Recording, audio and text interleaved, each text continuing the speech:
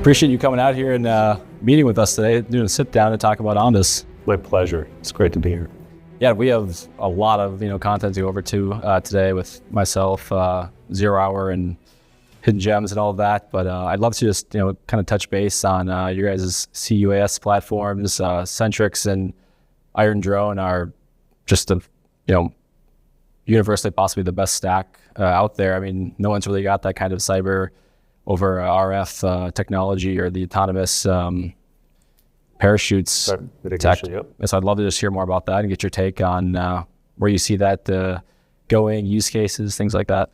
Yes, sure. So let's unpack this a bit on, for firstly maybe looking at the layers of counter-drone technologies and kind of, where we're playing.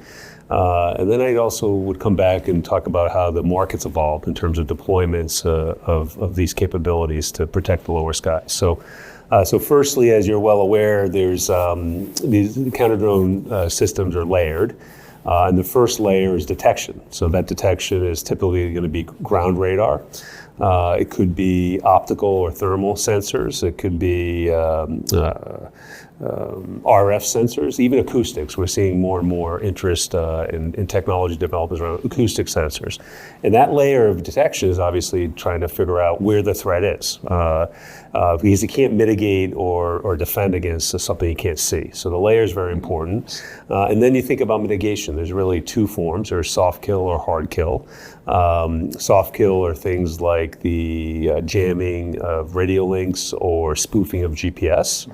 Soft kill is like the cyber over RF, like Centrix, which I'll come back to. Then there's hard kill, right? The hard kill has two forms. You have the fully kinetic, and that's where you're, exploding on things. And then there's the soft kinetic, a net-based interception system like we have with our Iron Drone. And so we'll talk about kind of where, our systems fit, but I think, your question is spot on. We have a very valuable stack that is not just valuable, but it's also built for purpose, the requirements, which we'll talk about, and operational, right? So it works, and that's always a challenge when you're introducing new technologies, to get them to that point where not just they're valuable, but when they get deployed, they're reliable. So we're really proud of that, and we think we're well positioned, and we think this counter-drone boom is really just getting started. So if I'm thinking about that on the counter-drone side, let's think about the evolution. So, literally it's been in the last 2 years where the counter-drone market as an urgent requirement to protect the lower skies has come. Up until then, if you were a security professional, so, military, homeland security official, if you were charged with protecting critical infrastructure, or even, if you ran an NFL security outfit or, an amusement park like a Disney World, you knew that this was a threat, and you wanted to make sure we had roadmaps. If you were an investor, you didn't care about counter-drone because I don't see the drones. What am I worried about? What am I investing in? Well, all of a sudden that changed dramatically. It changed when Hamas invaded Israel. That was a little over 2 years ago. And then it also changed very dramatically at around that same time when that Ukraine-Russia conflict became a war conflict, or drone war conflict, right? So the first deployments you saw on counter-drone technologies was the jamming and spoofing. Well, why? Is because it was on the shelf, right? That capability had been developed for a while, and there were folks who had ready-to-go technology, and that was in the first cycle. They did very well. And it was really important because in the battlefield, you needed to deploy these technologies. Now, if you fast forward to where we are today, those are becoming less effective. Still important part of the layer, but the enemy does design around those threats, right? So now we have fiber optic drones, for example. They build more capabilities around navigation without radio links, like optical sensors and optical navigation. So, but that's on the battlefield. I'd also say that, in the battlefield, getting back to the hard versus soft kill, we've now seen the the fully kinetic systems. Those are definitely being deployed and scaled more effectively on the battlefield as well. You think about the big opportunity today. That's a huge market, important market. The real big market is protecting critical infrastructure, borders, military bases, it's ports and airports, it's data centers, it's oil refineries, it's nuclear power plants, it's stadiums. It's just a massive vulnerability of these critical locations, and we have to protect that. You can't do that with jamming and spoofing at scale anyway, for a couple of reasons. Firstly, in populated areas, when you start jamming and spoofing, you interrupt public safety communications. You also interfere with avionics. So you have, we have a very important industry around, aviation, and we just cannot stop that, right? So when you've seen isolated instances where these technologies cause problems. So we're not going to, I think that's a constraint, and that's where in the soft kill, that's where the cyber over RF for Centrix becomes really critically important, because we're using a passive RF sensor to find the threat. So we can see the radio link between the drone that you're concerned about and the operator. We know where both are. That's very valuable to law enforcement. But not only do we identify it in a geofenced area that when you deploy Centrix, say at an airport, if the threat comes into airspace it's not supposed to, we can go with our cyber protocols, override the autopilot and take control of the drone. It becomes ours. Then we safely land it. We're not dropping it on anybody. We're not jamming it, interfering with any other radio networks. We're just safely landing it. Now it's our drone, forensics, in crisis It's aversion. amazing, and just key for public safety as well. And It is. I think the other thing that maybe a lot of people don't realize is with Centrix, the ability to actually know where the drone operator is. I mean, there's ammunition, there's weapons, but then there's someone behind it, and you really need to be able to mitigate that threat because they could have 10 drones, 15 drones, but if you get the operator, the threat's neutralized. Exactly. So that's maybe the best form of counter defense is to make sure the bad guy isn't out there with a drone. So when you're able to identify that threat, we can point to many situations where we've been able to do this. Law enforcement, or sometimes in a military context, the soldiers can go out and apprehend the threat. Now, listen, let's be very candid about this, or like really think about the threats. There are folks who are mean to cause harm, right? And those are very serious threats. There's other folks who they call it the clueless, right? Who the drone's a toy. They might be doing it in an airport, and they say, "Hey, this is really cool." They don't know the regulations. They don't know the safety implications of the drones. And very often, the law enforcement officials will go visit them because we can tell them where they are. They say, "Hey, what are you doing?" And I think that's valuable. But the intelligence, the awareness that we need for our safety officials, the Centrix is a huge tool. If I could go just to finish the idea on our portfolio and how the Iron Drone comes into play, I think that's also relevant for homeland security and critical infrastructure protection. So getting back to the fact that jamming and spoofing, not only is it the networks you're interfering with avionics or public safety. There is a reality that we can't, at all these critical locations, have somebody sitting by just waiting for a drone come so they can jam it, right? Yeah. That it just doesn't scale.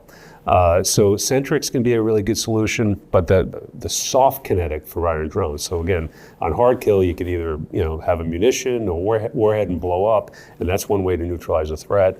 You don't want to do that at an NFL stadium or FIFA, right? When we deploy our system, fully autonomous, we can go out and hunt the threat. We capture with a net has a parachute, so there's lower collateral impact when it lands.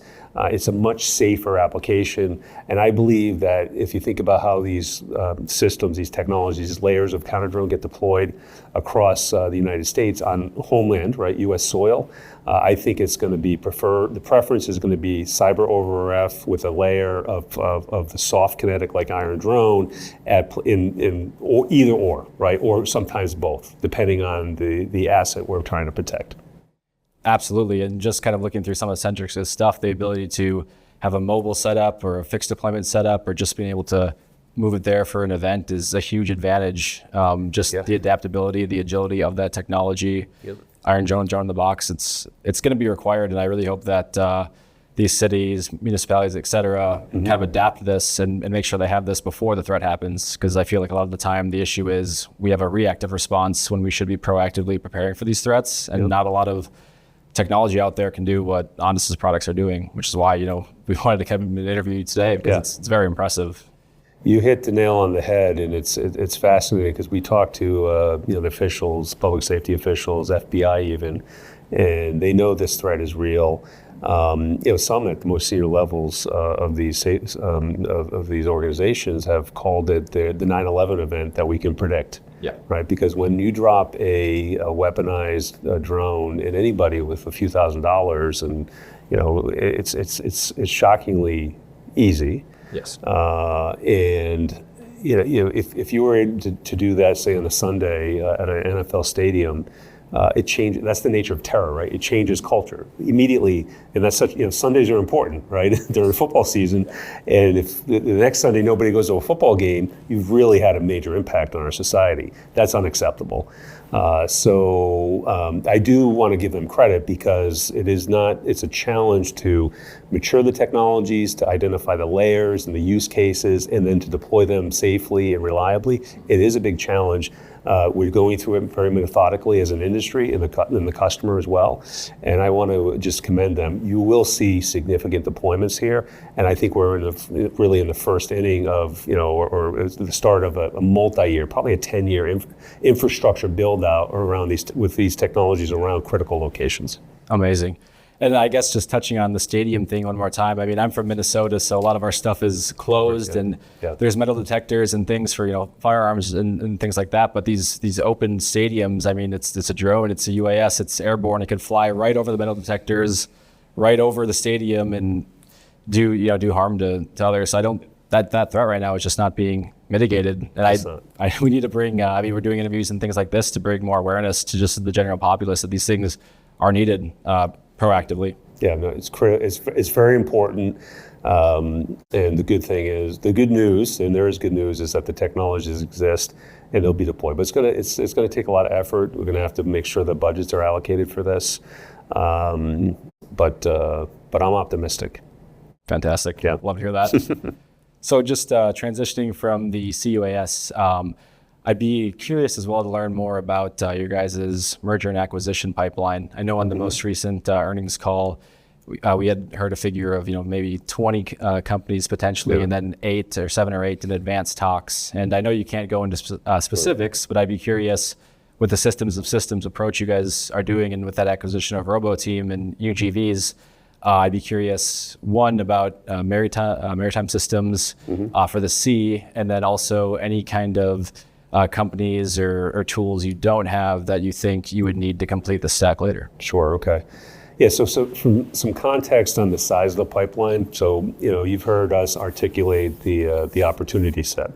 And we have, over the last 10 plus years, created hundreds and hundreds and many hundreds of companies in our sector. We call it drones, but I'm talking about aerial platforms, ground, unmanned surface vessels in the water. I'm talking about critical components, say payloads. I'm talking about wireless networks that bring this all together in the systems of systems architecture. And of course, that means command and control as well. So, but there's many hundreds of companies. And so the figures we say, there's 20 companies in the pipeline and $500 million of revenue that we could, in our acquisition program, we could bring onto our platform. It's actually much bigger than that, like substantially bigger than that. But what we're not trying to do is optimize for the size of the pipeline. I want the team to be really focused on the best opportunities today that are most accretive to our investors from an operation and customers, right? But from an operational, business, and then financial standpoint. And as it relates to that, I think what you're going to see us do is a few things in terms of priorities. So firstly, we want to broaden and deepen our aerial platforms and broaden and deepen our ground vehicles platforms or portfolio. And of course, pulling that together with the C2 and perhaps wireless connectivity capabilities, I think that's important. The maritime is a great market. We're meeting a lot of folks there and building a lot of relationships. In terms of prioritizing, it's going to to do that. We're going to have to get the right company with the right plan to build scale there, and I think it's possible. But I don't I'm trying to manage expectations because in terms of priorities right now, USVs are not necessarily right at the top, but that could change tomorrow, right? Yeah. Depending on conversations. So we stay flexible. At the end of the day, what we're trying to do is really build scale throughout the business. And that is by capturing as much revenue and customer attention as we can in delivering that revenue and gross profit over that OpEx, right? We'll get more operating leverage. That's something that's very valuable for customers. It's very valuable for our supply chain and ecosystem. And as a result, it's very valuable for investors. So that's the way I think about it. Absolutely. And it's also been really impressive just seeing or knowing that ONDS's products have been battle tested off the bats, and you know, in war and things like that, there is no opportunity for failure. Things need to be working and properly utilized right off the bat. So seeing it in Israel and seeing new adoptions in airports in Germany and licensing with like Securiton AG has been, at least from an investor standpoint, has been very exciting. And I'm just hoping that with all the BVLOS stuff and FAA approvals and changes for legislative reform, that we're going to see that here in airports, because with the spoofing that doesn't work, and but UAVs are still a threat, so we need technology, and you guys with that vertical stack is necessary. Yep, great point. I do think, you know, the forcing mechanism that the Trump administration is using around the FIFA and the grants there to FEMA as part of Homeland Security, you know, that's where you're going to see the initial adoption. That's where the regulations are changing around permissions to protect the lower skies, right? Because today that's an issue, the FAA. And we have the same issue in Europe with the civil aviation authorities, the equivalents to the FAA. You know, in the old world, you know, it made sense. You don't want people just taking things out of the sky willy-nilly because of safety. Today, the skies are different, and we have to adapt. So, but the forcing mechanism from the White House in these executive orders is specifically around the FIFA World Cup. But what's going to happen here is we're going to get operating procedures. We're going to get a common understanding of the layered technologies and where they're best and most effectively deployed, and a common operating procedures around who's going to be operating those systems, licensed operators. And I think that's really important, because from there, then you can have scalable adoption across other critical markets like airports, maritime ports, data centers, energy facilities, and the like. So again, there's a lot of reason to be optimistic, and you got to watch what we're doing here over the next 12 months to really kick that cycle off. And then it becomes repeatable in many different other areas. Amazing. And just final question here. We know there's a legitimate use case, and we know we have a fantastic product here. So I'd be curious, you know, how you guys are scaling sales. I know that Mistralink is involved, and they've had a lot of success over the last few, you know, decades with being able to get products that are proven in you know, next gen in front of you know, some of the top minds in our military. And if you guys could touch on, you know, where we're at with some of the Mistral stuff with the Iron Drone, and if Centrix might be a part of that, that'd be really very interesting. Sure, yeah. So Mistral is a very important partner, and they're a very capable partner. As you know, their expertise is introducing new technologies into the Department of War. And they've had demonstrated success, and of course, that's what we have. We have new technologies that need to be introduced into this market. So they're doing a great job for us. We're really happy. And their primary efforts today are with the Iron Drone and Optimus systems. You know, Centrix has come in, and right now we've got a separate distribution, global sales and marketing effort there. So we'll see where that goes vis-a-vis Mistral and our American Robotics Group. I think there's going to be quite a bit of synergies as to how we approach customers. So you know, maybe we'll shed the light on that over the next 6 to 12 months to see how these strategies evolve. But getting back to Mistral, you know, they've got a broad portfolio now. They started, you know, way back with blast management capabilities. They started with, you know, I'd say very significant unmanned and manned ground vehicles. They've weaponized those for military use cases as well. So they do a good job at understanding requirements, working with customers, and then to tailor solutions for those requirements. And you know, as you know, they've captured a significant program. It was $1 billion IDIQ with a loitering munitions partner, a company called UVision. And that's a very robust plan, our program, and I do see that them being funded on it. So really impressed and happy for them. But that does demonstrate, you know, what they can do for us. And they're with us and our team. American Robotics is how we're, you know, organizationally bringing the system to market, but Mistral and American Robotics go together. And that's, you know, we're engaging customers, and that's it's the Department of War, it's Homeland Security, it's other organizations like FBI and large public safety verticals as well. So So that's kind of where we're at, and I'm optimistic about that as well. I am too. That's great to hear. So I'm excited to hear what happens over the next 6 to 12 months. But from a personal investor standpoint, I'm very, very excited for ONDS' future, and we'll continue to support. So Awesome. I think that was every question I had, Eric. So I appreciate your time today. Thanks so much. Thank you. Thanks so much. I appreciate it.